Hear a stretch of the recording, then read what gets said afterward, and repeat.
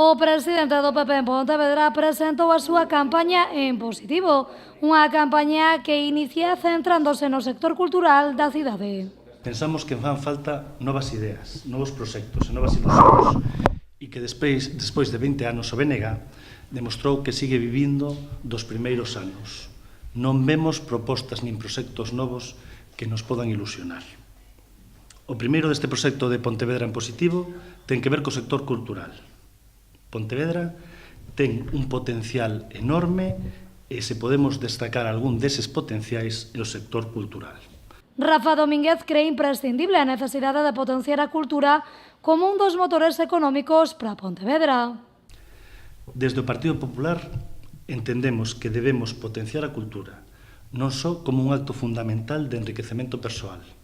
Entendemos que a cultura pode e debe ser un elemento catalizador de creación de riqueza. E entenden que para isto xa posible e necesario crear un clúster cultural na Boa Vila. E entendemos que para que isto suceda e que para que Pontevedra se sitúe no máximo nivel cultural é fundamental a creación dun clúster cultural. Un clúster cultural na que estesan todos os actores involucrados. A universidade, os artistas, os consumidores, a industria, as empresas, os patrocinadores.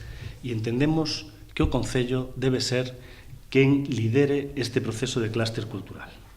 Dende as filas populares propoñen tamén a creación da Casa Cultural Municipal Alexandre Bóveda, un espazo que acollería a todos os sectores involucrados neste eido e que estaría situado no antigo edificio de Facenda da cidade.